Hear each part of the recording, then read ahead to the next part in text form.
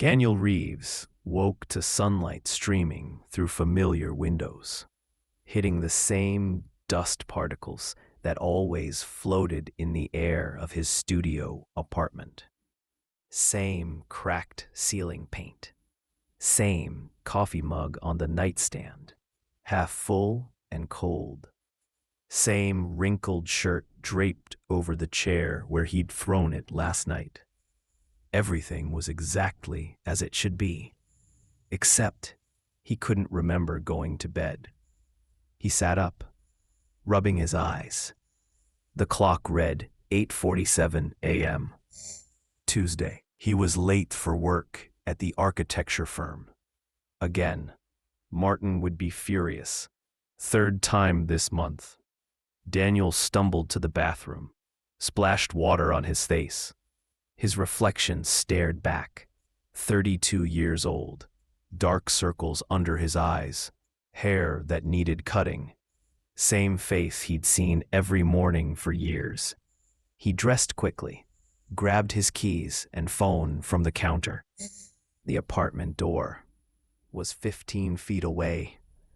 White paint, brass handle, 3 locks he'd installed himself after the break-in that never actually happened, but he'd convinced himself might. He opened the door and stepped through into his apartment. Daniel froze. He was standing in his bedroom again, looking at the same unmade bed, the same coffee mug, the same morning light, but he'd just walked out the door. He turned around. The door behind him was closed. The same door, leading back to. He opened it again, stepped through his apartment. Again. His heart began to race. This was wrong. This was impossible. He was still asleep. Had to be. One of those dreams where you keep waking up, but you're not really awake. He pinched his arm hard enough to leave a mark. Felt real. Looked real. Daniel tried again. Door. Stepped through. Apartment. Door. Stepped through. Apartment.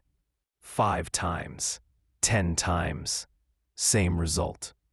The door only led back to the same room. No matter which direction he faced, no matter how hard he tried to force his way through to the hallway he knew was supposed to be there. "Okay," he said aloud, his voice sounding strange in the too quiet space. "Okay, this is fine. This is some kind of nightmare. I just need to wake up."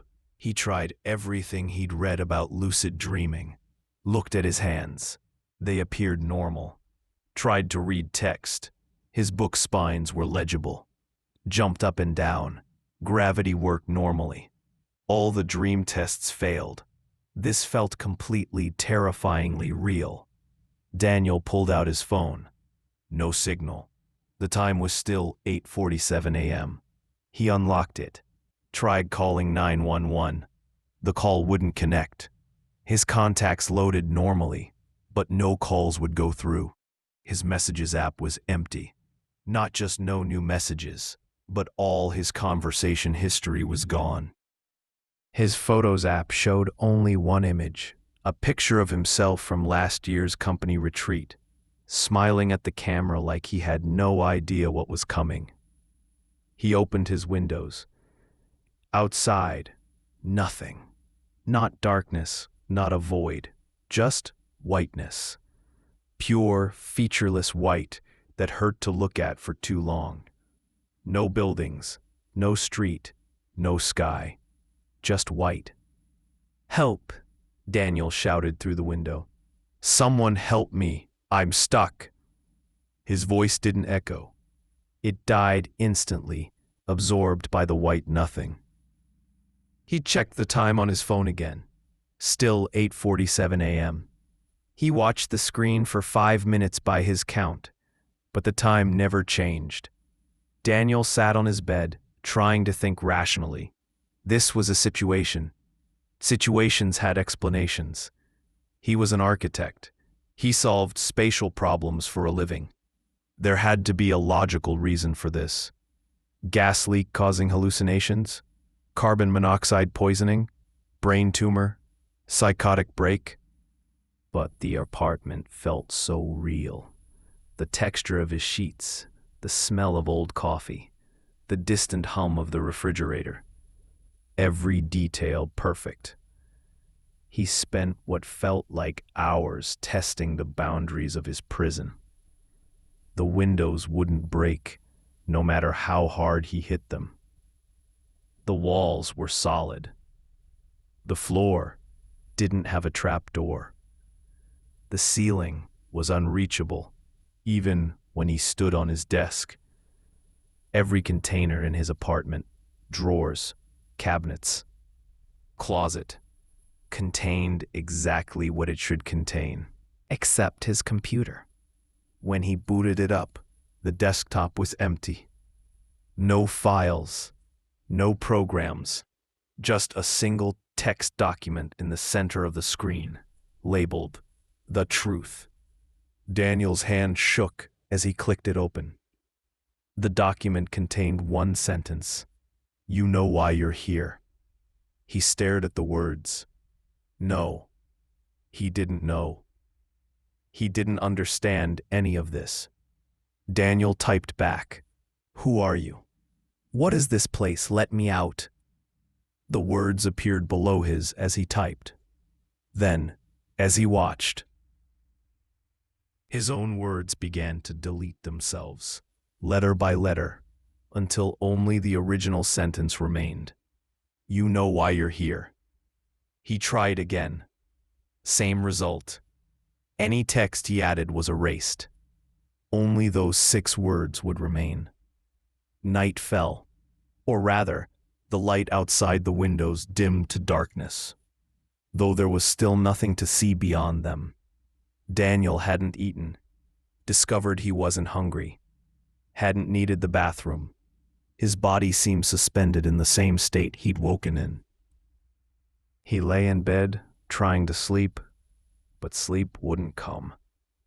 He just lay there, aware, alert, trapped in the endless nothing of 8:47 a.m. that had somehow stretched into night. When the light returned, morning again, or just a cycle of illumination, Daniel noticed something different. His apartment was smaller. Not dramatically, but noticeably. The distance from his bed to the door had been 15 feet. Now it was maybe 14. The ceiling felt lower. The walls felt closer. His spatial sense, honed by years of measuring and designing, was certain. The room had compressed by roughly 5%. "No," Daniel whispered. "No, no, no." He grabbed a ruler from his desk and began measuring. Wall to wall, 18 feet, 7 inches. He could have sworn it had been 19 feet, 6 inches. He couldn't be certain. He'd never measured his apartment before.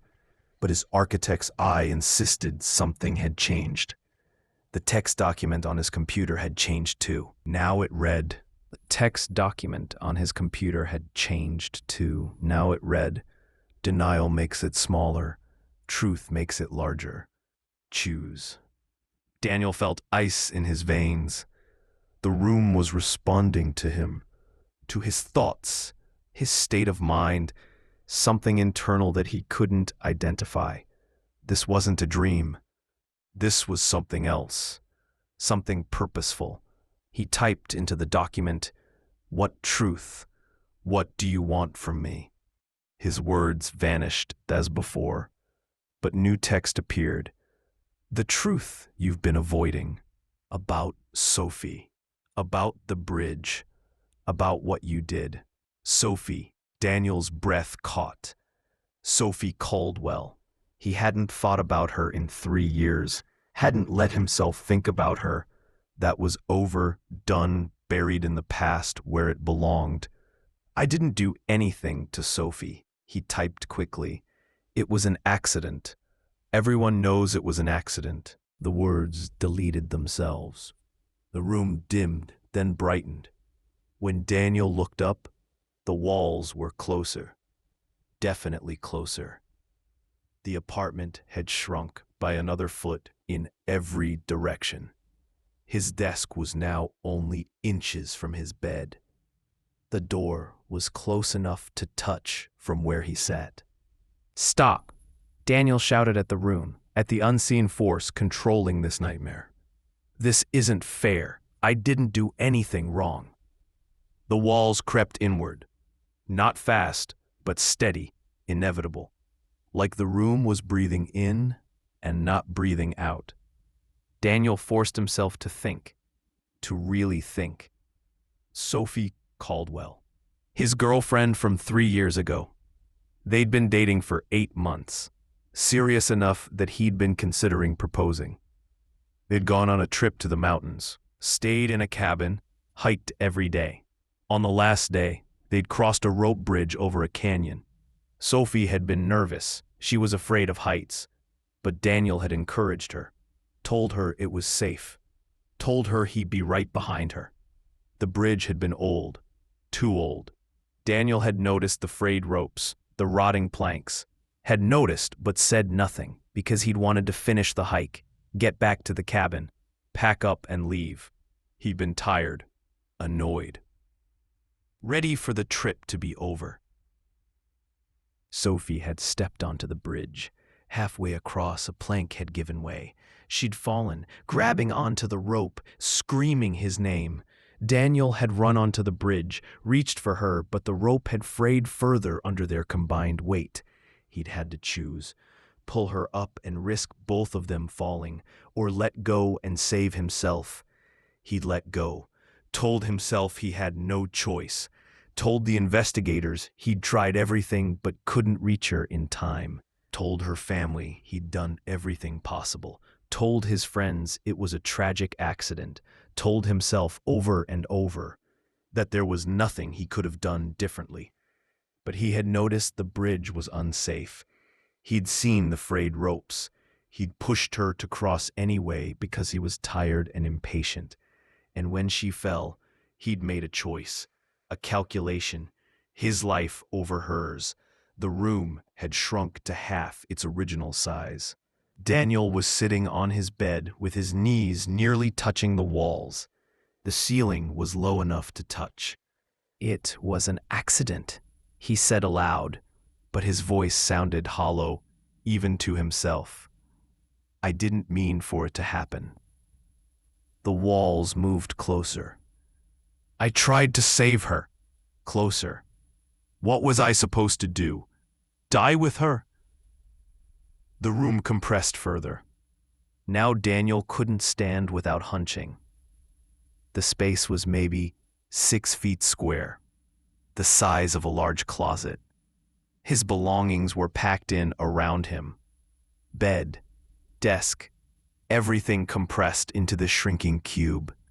The computer screen, pressed close to his face now, showed new text, denial, rationalization, justification. Each lie makes the space smaller.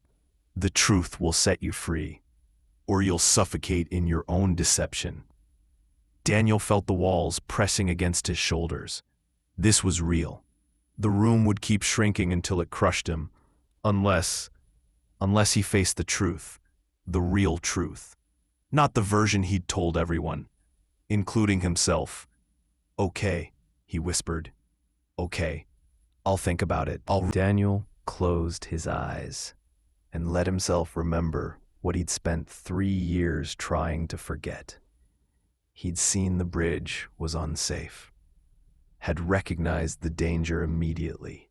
He was an architect, trained to assess structural integrity. But he'd been angry at Sophie.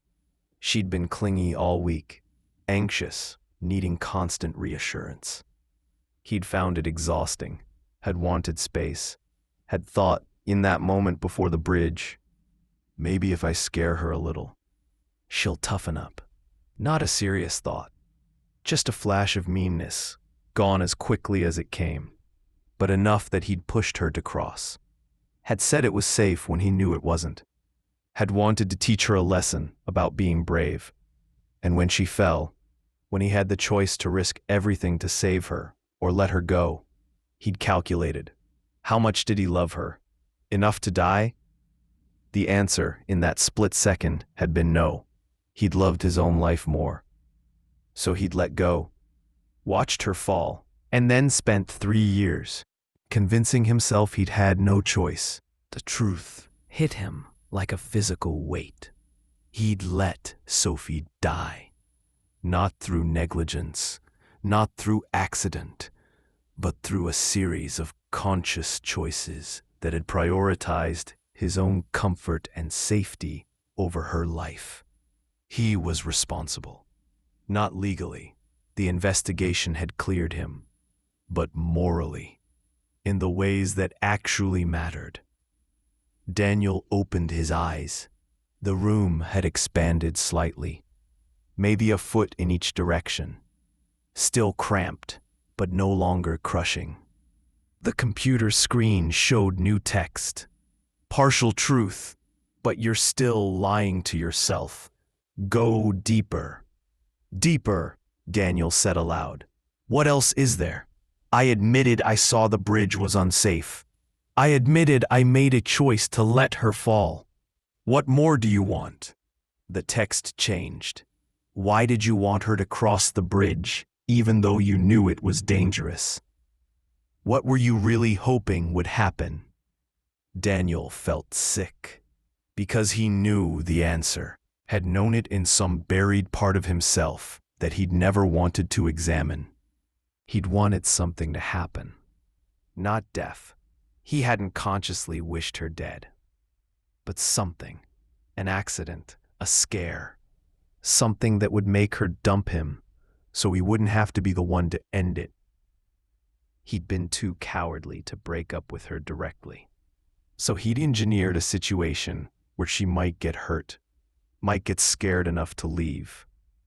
And when it had gone worse than he'd imagined, when she'd actually fallen, he'd let her go because part of him had wanted this outcome all along. The realization made Daniel double over, gasping. He'd killed Sophie.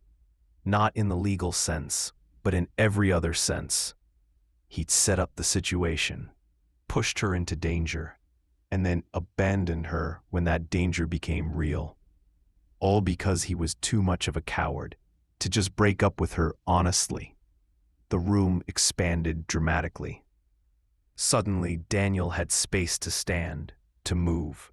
The apartment was maybe 3/4 its original size now, but livable. He could breathe. The walls weren't closing in, but the computer screen showed more text. Truth, but incomplete. What happened after Sophie died? What did you do with your guilt? Daniel didn't want to go there. Didn't want to examine what came next. But the walls were waiting, ready to compress again if he denied the truth.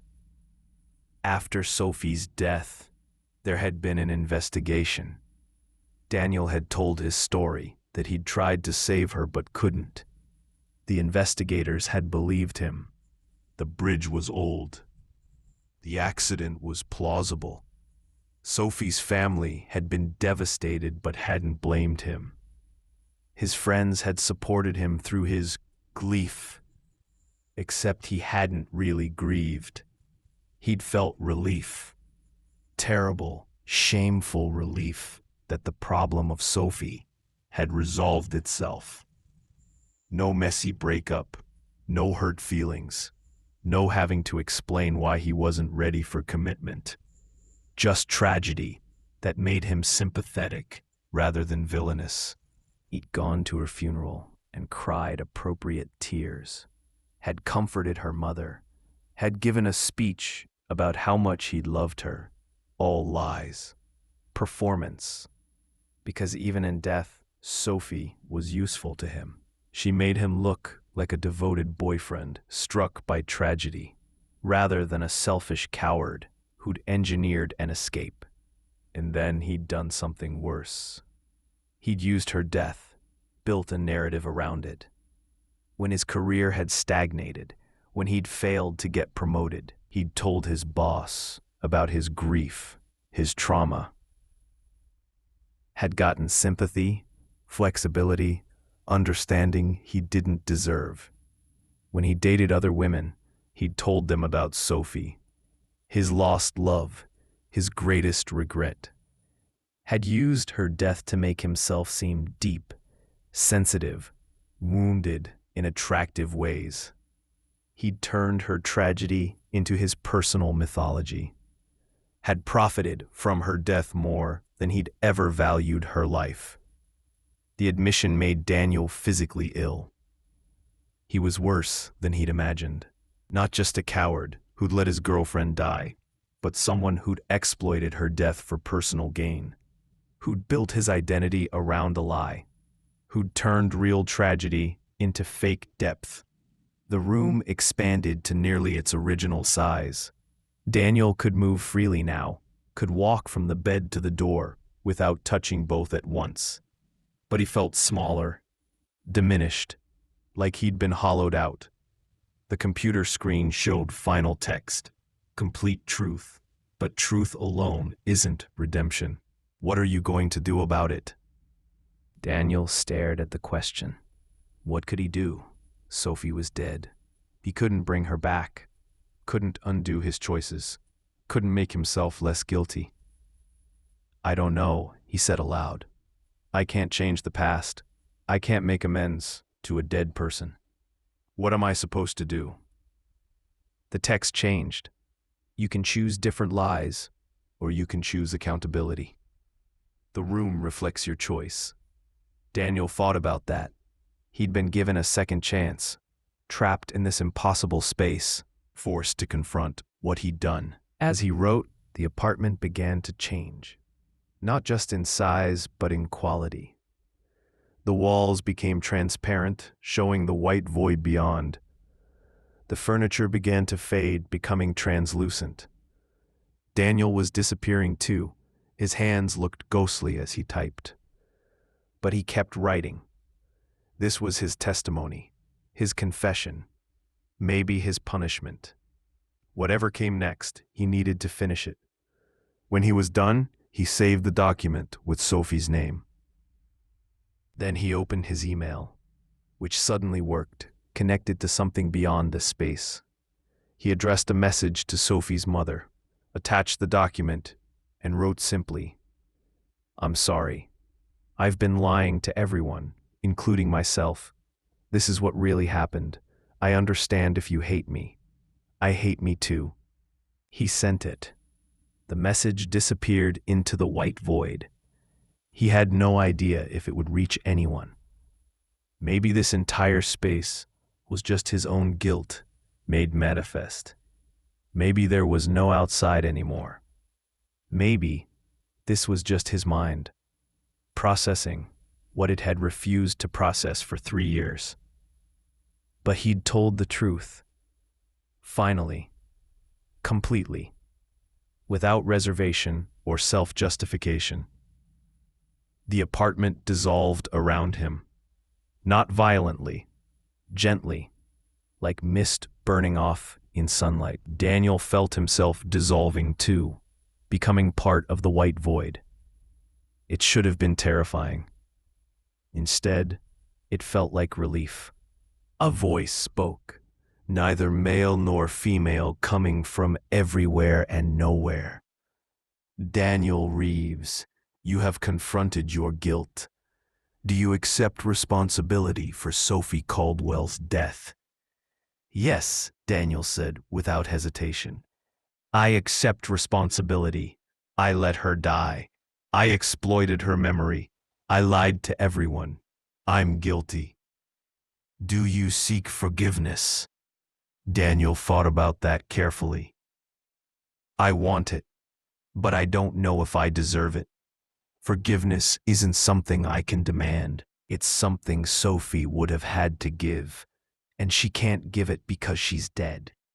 So no, I don't seek forgiveness. I seek acknowledgement, recognition of what I did, and acceptance of consequences, whatever they are.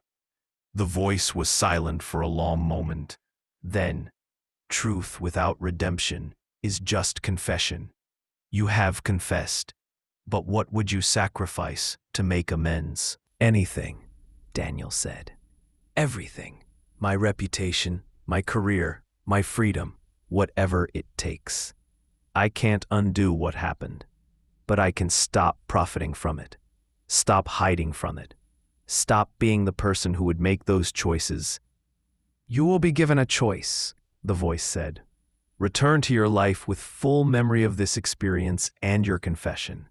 Face the consequences of your truth. Let Sophie's family know what really happened. Accept whatever judgment follows. Or remain here in this space, trapped in the moment of your guilt forever. One path offers uncertain redemption. The other offers certainty of punishment. Choose. Daniel didn't hesitate. I choose to go back. I choose to face consequences. Sophie deserved better than what I gave her. The least I can do is give her family the truth. The white void began to solidify. Colors emerged: blue sky, green trees, gray pavement. Daniel felt ground beneath his feet, smelled fresh air, heard birds, traffic, the sounds of a world beyond his apartment. He was standing on a street he recognized, 3 blocks from his real apartment. Morning sun, real morning sun, warming his face. His phone buzzed in his pocket. Signal bars appeared. The time read 8:47 a.m. Tuesday, like no time had passed in the outside world. But Daniel had changed. He walked home, to his actual apartment, in his actual building, with actual hallways and neighbors and all the normal things that existed beyond impossible rooms. He unlocked his door, stepped into his real space. Everything was as he'd left it. No shrinking walls, no white void, just his ordinary apartment. But his computer was on, showing an email application. The message to Sophie's mother was in his sent folder. Timestamp, 8:47 a.m. It had gone through. The confession had been sent from this reality, not just the other space. Daniel's hands shook as he checked his inbox. No response yet. Maybe there never would be. Maybe Sophie's mother would read his confession and choose to ignore it, or report it to police, or simply hate him from a distance. He had no control over that. All he could do was face whatever came. Over the next days, Daniel waited. He didn't go to work, cold and sick, then quit entirely when his boss asked about return dates. He didn't see friends, just waited for consequences to arrive. They came in the form of a phone call. Sophie's mother, Margaret, her voice tight with controlled rage. I got your email. I want to meet you. In person. You owe me that much. Yes, Daniel said. I do. When and where? They met at a coffee shop. Margaret looked older than Daniel remembered, grief aging her in ways the 3 years since Sophie's death couldn't fully explain. She sat across from him, hands wrapped around a mug she didn't drink from, and said simply, "Explain." Daniel told her everything, not the sanitized version he'd told investigators, but the truth, the resentment, the calculation, the choice to let Sophie fall. Margaret listened without interrupting, her face unreadable. When he finished, she was silent for a long time. Then, "Did you love my daughter at all?" "I thought I did, but I don't think I understood what love meant. I loved the idea of her more than I loved her as a person. And when loving her became inconvenient, I chose myself." "You killed her." "Yes. Not legally, but morally. Yes, I killed her." Margaret's eyes filled with tears, but her voice remained steady. "I want you to understand something. Sophie was afraid of heights. Terrified. She told me before that trip that she didn't want to do it, But you kept pushing her to be braver. I told her she didn't have to be brave for you. That if you really loved her, you'd accept her fears. But she wanted to impress you, wanted to be the person you wanted her to be, and that desire killed her. The words hit Daniel like physical blows. He'd known Sophie was afraid, had pushed her anyway. But hearing it from Margaret, understanding that Sophie had been trying to please him even as he'd been wishing she'd disappear, it made everything worse. "I'm so sorry," Daniel said, and the words felt pathetically inadequate. "I know that doesn't matter. I know sorry doesn't fix anything, but I am. I'm sorry for what I did, and who I was, and how I treated someone who loved me." Margaret stood. "I'm going to the police with your confession. I don't know if they can charge you with anything, probably not, but I want them to reopen the case. I want Sophie's death certificate to reflect the truth, not the lie you told. And I want you to live with everyone knowing what you did. I want your friends to know, your family, your employer. I want you to lose everything, the way we lost Sophie. I understand. I accept that."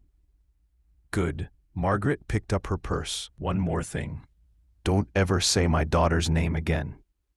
You don't get to remember her. You don't get to carry her memory. You lost that right when you let her fall." She left. Daniel sat in the coffee shop for 3 more hours, crying quietly, ignored by other customers who assumed he was just another person having a bad day. The police did reopen the investigation. Daniel's confession was examined. Experts consulted, but ultimately they determined there wasn't enough evidence for criminal charges. But Margaret made good on her threat to make the truth public. She posted Daniel's confession on social media, tagged everyone he knew, contacted his employer and professional organizations. Within a week, Daniel's entire life imploded. His firm fired him for ethical violations. His architecture license was suspended, pending review. Friends stopped returning his calls. His family confronted him, horrified by what he'd done, and more horrified that he'd hidden it for years. His apartment building asked him to leave. Other tenants were uncomfortable knowing what he'd done. Daniel lost everything: career, reputation, relationships, home. He moved to a different city, took a job as a construction worker, lived in a small room that reminded him uncomfortably of the shrinking apartment. But this room had a door that led to hallways, streets, a real world. He could leave whenever he wanted. And that made all the difference. 5 years after the incident in the impossible apartment, Daniel received a letter. It was from Sophie's younger sister, Melissa, who'd been 16 when Sophie died. "Mr. Reeves, I don't forgive you.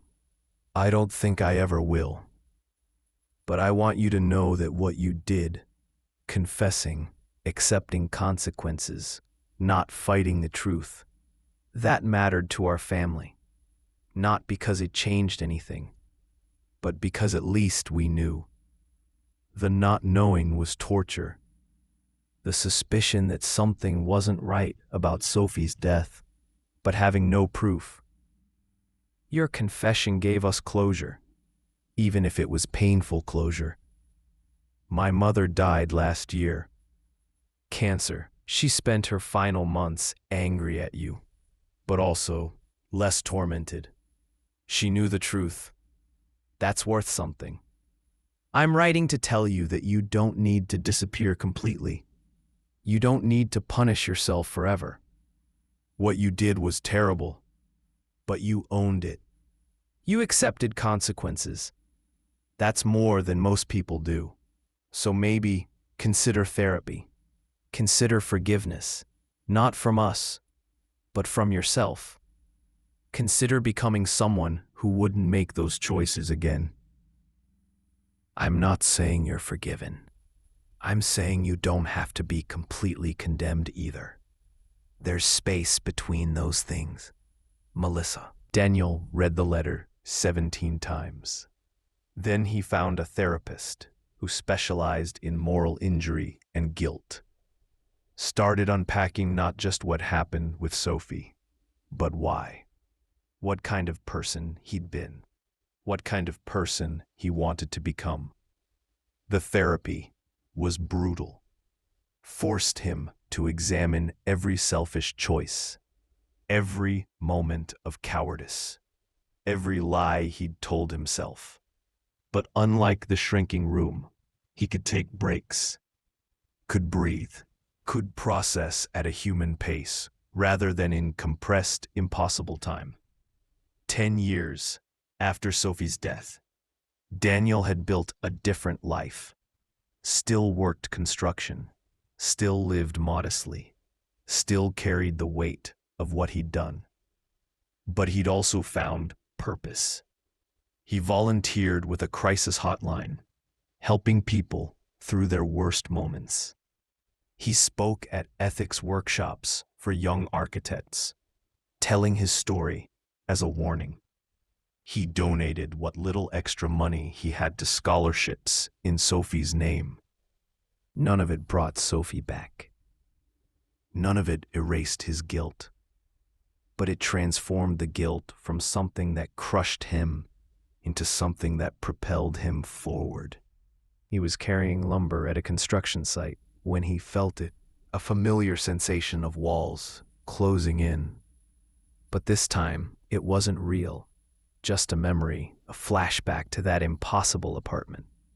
Daniel set down the lumber and took deep breaths, grounding himself. Real world, real air, real space that didn't shrink when he faced uncomfortable truths. "You okay?" his coworker asked. "Yeah, just remembering something." "Anything you want to talk about?" Daniel considered. He'd told his story so many times now, to therapists, to ethics workshops, to the crisis hotline supervisor who'd asked why he wanted to volunteer. Each telling was easier, not because the guilt lessened, but because he'd learned to carry it differently. "I did something terrible once," Daniel said, "and I spent years lying about it. Then I spent time in a place, a psychological space, maybe, or something else, that forced me to face what I'd done. It felt like torture at the time, but it saved me. Saved me from being the person who'd keep making those choices." "You believe in redemption?" the coworker asked. Daniel thought about that. "I believe in accountability, in facing what you've done, in accepting consequences. I don't know if that's the same as redemption, but it's something. It's better than lying." That night, in his small apartment, which had normal walls that stayed the same size no matter what he thought about, Daniel wrote in the journal his therapist had suggested he keep. He wrote about Sophie, about the shrinking room, about the decades since. He wrote about guilt and truth, and the space between condemnation and forgiveness. And then he wrote, "I don't know if I'll ever feel fully redeemed, but I'm not the person I was. I wouldn't make those choices now. I face uncomfortable truths instead of hiding from them. I accept responsibility instead of deflecting it. I try to help others instead of using them. That has to count for something. Not forgiveness, but growth, change, a different kind of person built on the ruins of who I used to be." 15 years after Sophie's death, Daniel received a final letter from Melissa. She was getting married, and she wanted him to know. Not invited, but informed.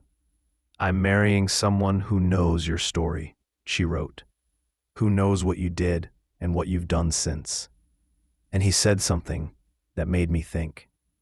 "The worst thing you ever did doesn't have to be the only thing you'll ever be.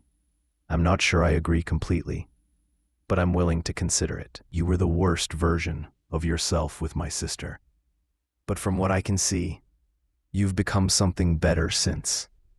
That doesn't erase what you did, but it matters.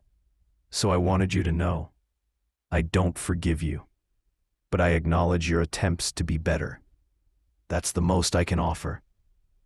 Daniel framed the letter, not as absolution, but as recognition.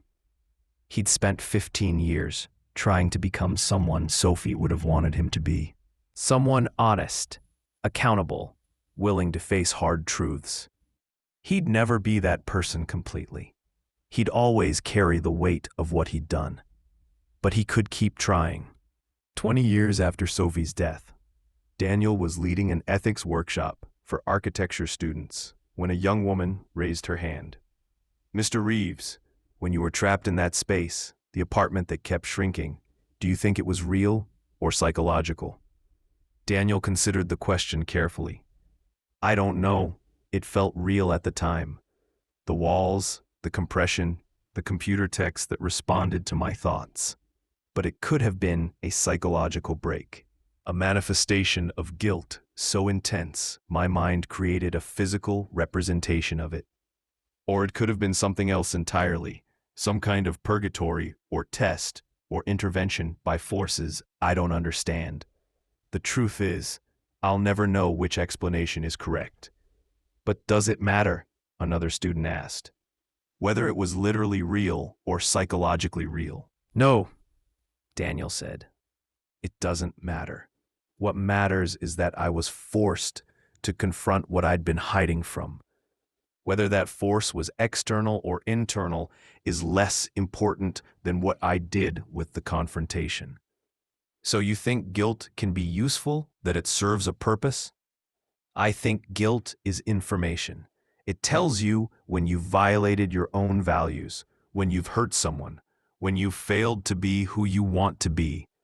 You can ignore that information, rationalize it away, hide from it.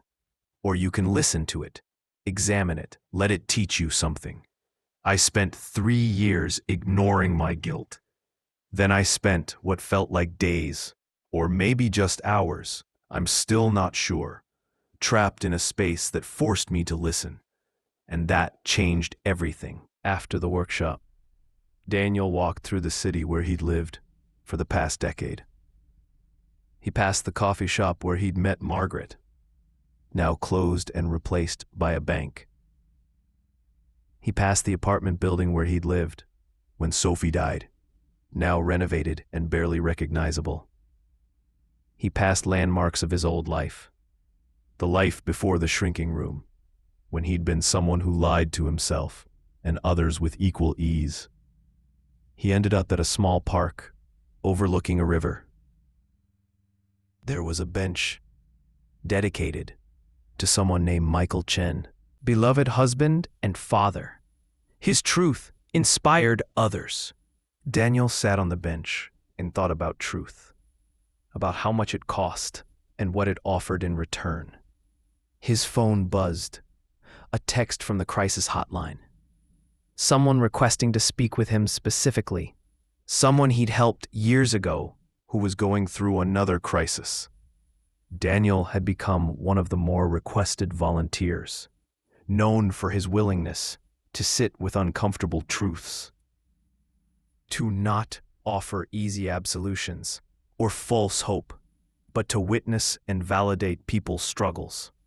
He responded that he'd take the call, then sat for a moment longer on the bench. The river flowed past, constant and changing, carrying things away and bringing new things in its current. Like time, like transformation, like the slow work of becoming someone different than you were. Daniel thought about the shrinking room one last time. Thought about how close he'd come to being crushed by his own denial. Thought about the choice he'd made to face the truth, even when facing it meant losing everything he thought he valued. He pulled out his phone and opened a document he'd been writing, a book about his experience, titled The Shrinking Truth: How Confronting Guilt Saved My Life. He'd been working on it for 5 years, trying to articulate what had happened and what he'd learned. Not as self-help or easy answers, but as testimony, as evidence that growth was possible even after terrible choices. That accountability was survivable. That the crushing weight of a hidden lie could be transformed into the solid ground of a difficult truth. He typed a final sentence for the chapter he was working on. The room didn't shrink because I was guilty. It shrank because I was refusing to learn from my guilt. The moment I accepted the lesson, the walls lost their power. He closed the document and walked home. His apartment was waiting, a real space with constant dimensions, a place he no longer feared. He made tea, sat in his chair, and prepared to take the crisis call. It was from a man named Leo, whose voice was tight with a familiar, suffocating panic. "I did something. I think I ruined everything," Leo began, the words tumbling out, "and now I feel like the walls are closing in, like I can't breathe."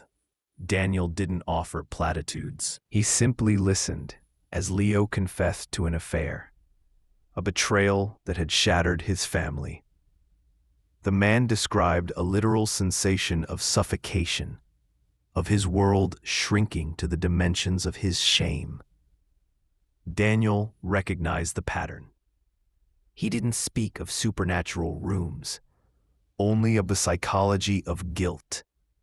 The feeling of being trapped, he said, is your mind's way of saying the truth needs space. Denial is a small, airless room. Honesty is the key. He guided Leo not toward easy forgiveness, but toward the courage of full disclosure. After the call, Daniel sat in the quiet of his own truth. The ghost of the shrinking room was no longer a threat. It was a compass, reminding him that integrity was the only space large enough to truly live in. Years flowed like the river by Michael Chen's bench. Daniel's book, The Shrinking Truth, was published to quiet acclaim. It wasn't a sensational ghost story, but a sober meditation on moral injury. He became an occasional, reluctant expert, interviewed not for the paranormal, but for the psychological. He always steered the conversation away from the how of the room to the why of his own action. On the 30th anniversary of Sophie's death, Daniel visited her grave for the first time. He brought no flowers, offered no empty words to a headstone. He went simply to acknowledge her existence and the permanent, terrible change he had wrought. He stood in silence, the cold marble a stark contrast to the living woman he had known. "I am sorry," he whispered, the wind carrying the words away. "And I am still trying." It was the only promise that mattered. As he turned to leave, he saw a figure approaching. It was Melissa, now a woman in her 40s, her face etched with the same complex grief he carried. They looked at each other across the grass. Two people, bound by a single tragic event. Melissa nodded once, a brief, unreadable gesture. There was no smile, no wave, no invitation to speak. But there was no hatred in her eyes either. It was a look of grim acknowledgement, a recognition of the shared, painful territory they inhabited. It was, Daniel understood, the closest thing to peace he would ever receive from Sophie's family. He nodded back, a gesture of respect for her boundaries and her loss. Then he turned and walked away, leaving her to her private remembrance. The interaction was minuscule, yet it felt significant. It was an end and a continuation, a silent treaty signed over a grave. Daniel's life continued its quiet trajectory. He grew older, his hair grayed, his steps slowed, but the clarity he had earned in the shrinking room never faded. He outlived colleagues, saw the city change around him, witnessed new generations grapple with old human failings. He never had a family of his own, believing some debts precluded certain futures.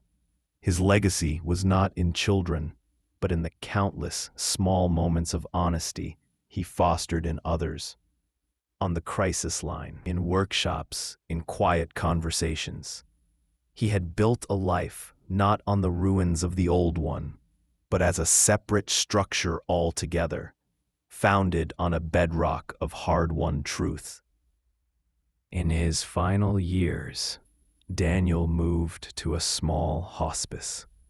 The end was not dramatic, just the slow, inevitable failure of the body. One afternoon, as sunlight streamed through the window, he felt a familiar, distant sensation, not of walls closing in, but of a gentle, expanding space. The room seemed to grow brighter, the boundaries between objects softening. He felt no fear. He knew this was not a punishment, but a release. He had long ago stopped running from the truth. In his last conscious moment, he thought not of the bridge, nor the falling, nor the terrible choice, but of the simple, profound relief of no longer having to lie. The light consumed everything.